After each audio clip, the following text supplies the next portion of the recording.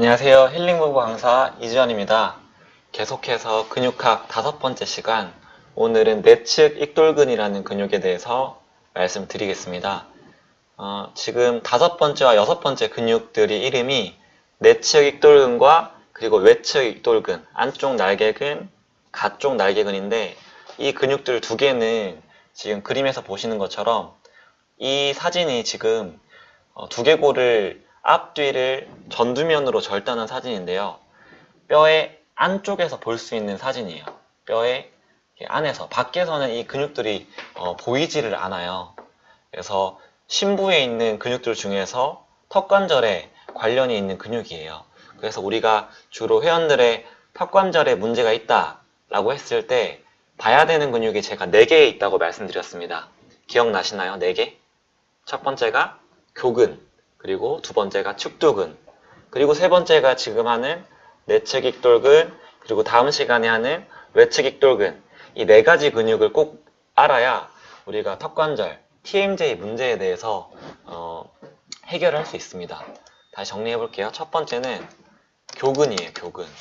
그리고 두 번째가 축두근, 그리고 세 번째가 지금 하는 내측익돌근, 그리고 네 번째가 외측 익돌근입니다. 다음 시간에 할 거예요. 이 4가지 근육의 기능과 방사통을 정확하게 아시면 이 턱관절을 조정하는 것이 그렇게 어려운 일이 아닙니다. 그러면 오늘 이 4가지 근육 중에서 관련된 하나의 근육인 내측 익돌근에 대해서 설명을 드리겠습니다.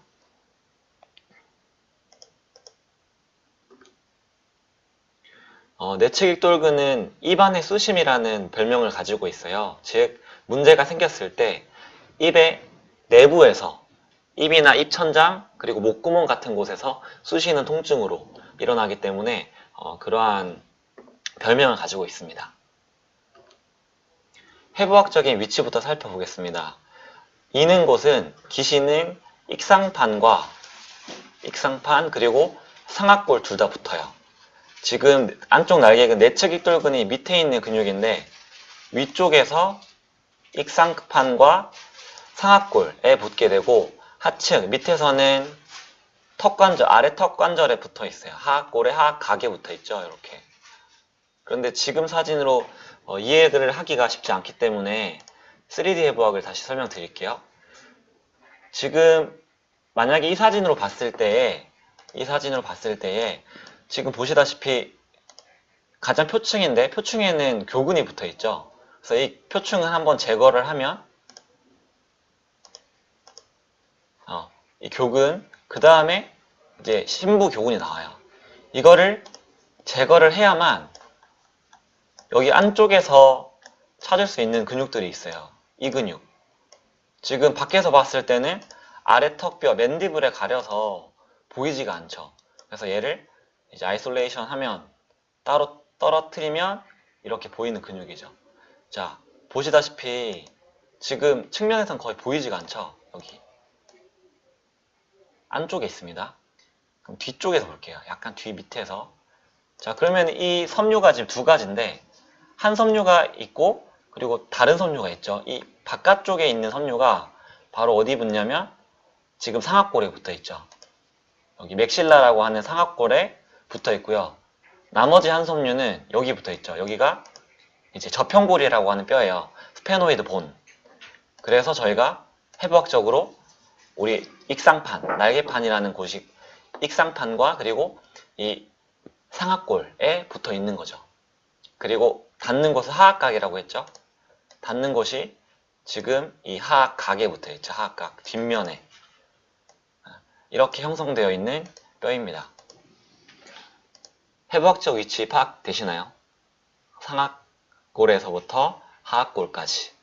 그리고 방향이 바깥 밑에서부터 안쪽 위로 향하죠.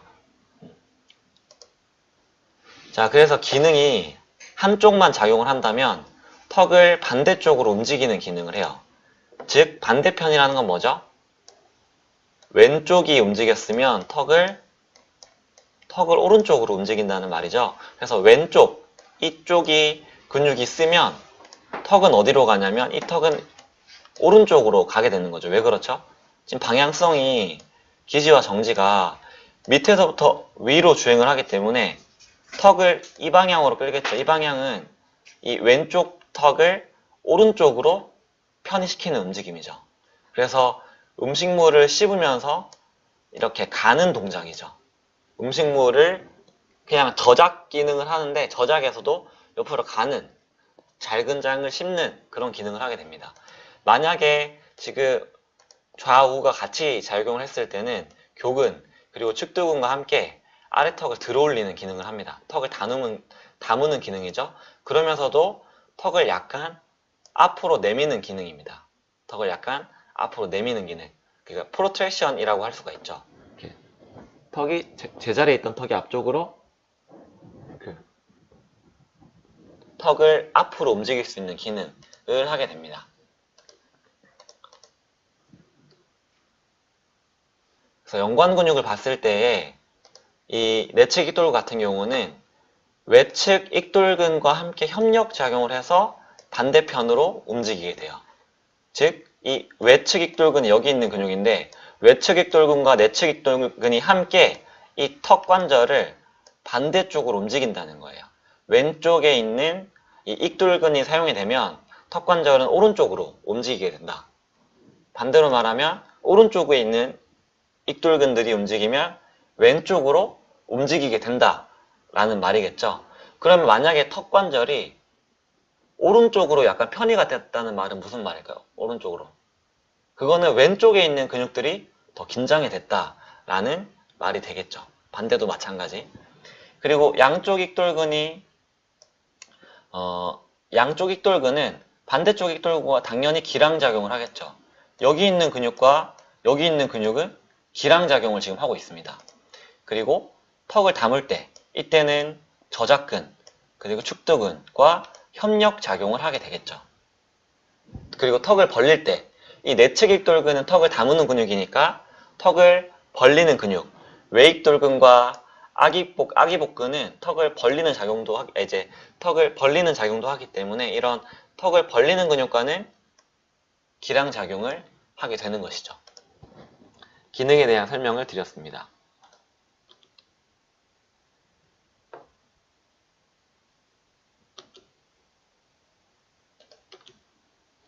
자, 이제 통증 양상에 대해서 살펴보도록 하겠습니다.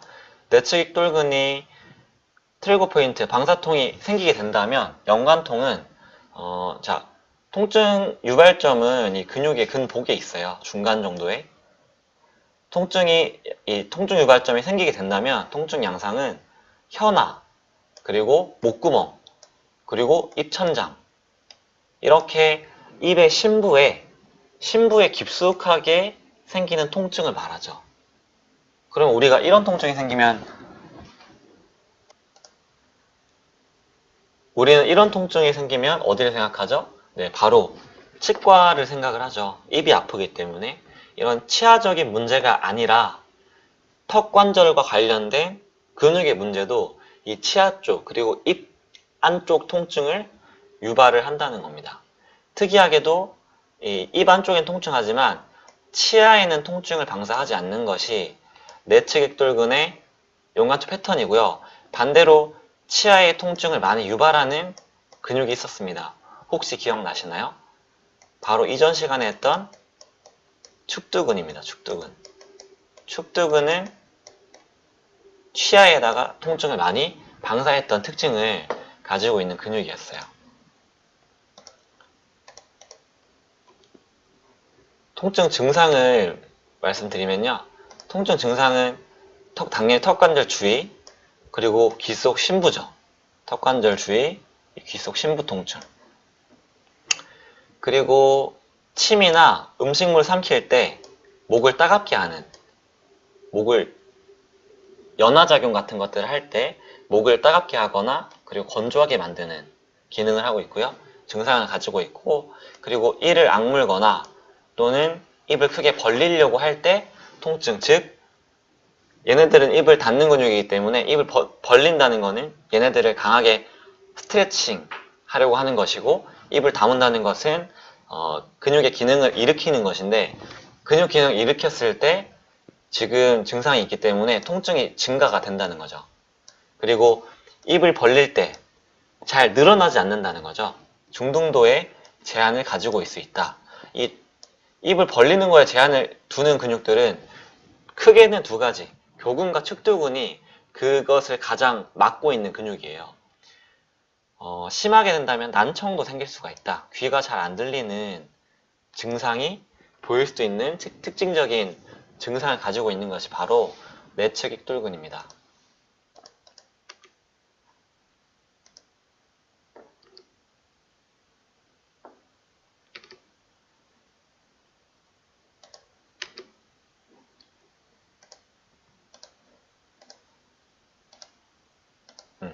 자, 연관통 패턴을 계속해서 말씀드렸을 때 이 관련된 통증 유발점에서 보면 주로는 기능적으로 연관된 교근이라든지 외측 익돌근과 함께 TP를 많이 만들게 된다라고 알고 계시면 되는데, 만약에 TP를 촉진해봤더니 내측 익돌근에 TP가 없는데도 계속해서 연화곤란, 침을 삼킬 때라든지 그럴 때 아프거나 하면 그때 살펴봐야 될 근육들은 흉쇄요돌근과 그리고 아기복근이라는 근육입니다. 이 아기복근은 내측 익돌근, 그 다음 외측 익돌근 알아본 다음에 봐야 되는 근육이에요.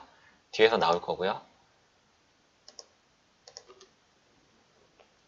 네, 이제 검사법에 대해서 말씀드리겠습니다.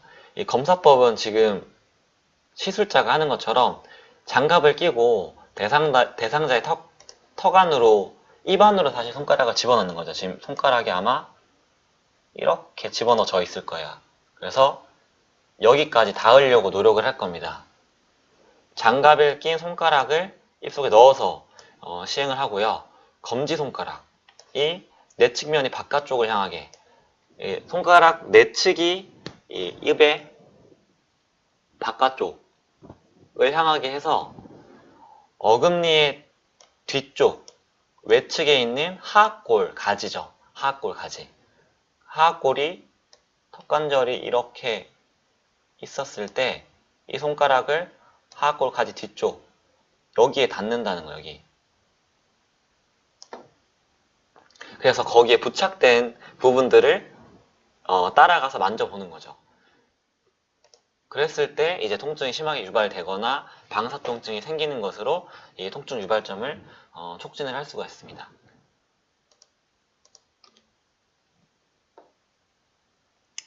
그래서 사실 관리 방법은 시술자가 했을 때 관리 방법 역시 촉진하는 방법처럼 손 안으로 집어 넣어서 하는 방법이 있는데요.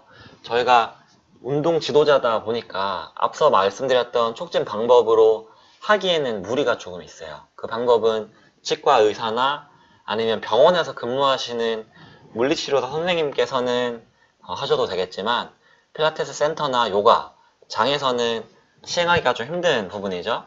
그래서 턱관절 장애가 있을 때 저희들이 할 수 있는 쉬운 스트레칭법, 압박법 정도가 되는 것이 바로 우리가 외측에서, 바깥쪽에서 턱 밑으로 이렇게 집어넣는 거예요.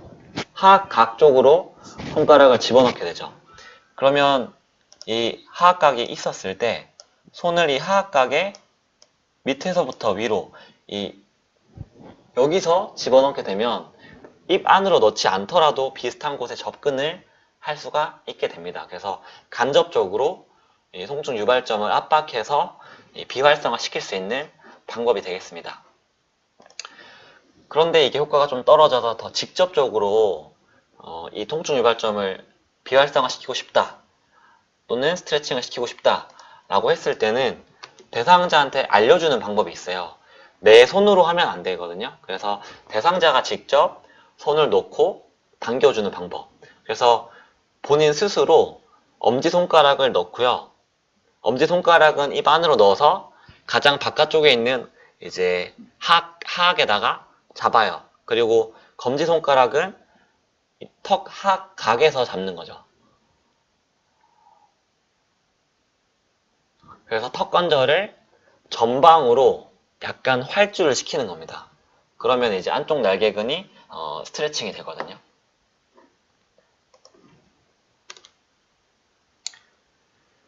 자, 앞서는 통증 유발점과 관리 방법에 대해서 설명드렸고요. 마지막으로는 활성화 요인, 왜 문제가 되는지에 대해서 설명드리고 마치겠습니다.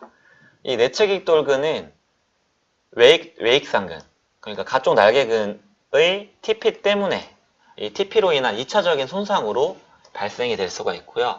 또는 우리가 어린아이, 영아기 이후에 손가락을 계속해서 빨거나 껌을 심하게 씹는 그런 동작들에 대해서 활성화가 되기도 합니다.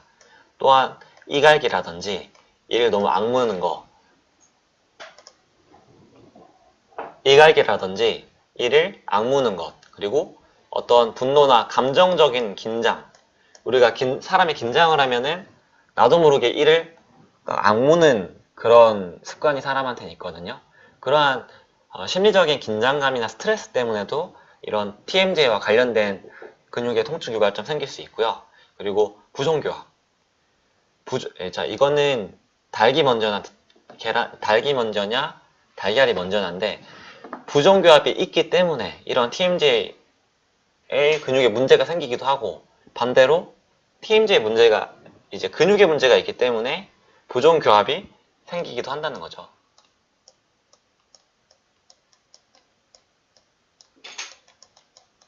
자, 부종교합이 있다는 거는 입을 벌리고 닫을 때 왼쪽과 오른쪽 TMJ가 순서가 다르게 열리고 다르게 닫는다는 거죠. 그러한 부종교합이 있었을 때 이 근육, 4가지 근육을 스트레칭 잘 시키고 TP를 비활성화 시키시면 어느 정도 해결을 할 수가 있어요. 저희가 할 수 있는 선에서. 꼭 이제 치과에서 이를 이제 교정하는 것뿐만 아니라 근육의 비대칭을 해결을 함으로써 결국에 TMJ도 우리 관절이거든요. 윤활성 관절이기 때문에 다른 어깨 관절이라든지 고관절처럼 저희가 근육의 스트레칭과 강화로 해결을 할 수가 있는 부분이 있습니다. 자, 여기까지 TMJ와 관련된 내측 익돌근, 안쪽 날개근에 대한 설명을 마치겠습니다. 감사합니다.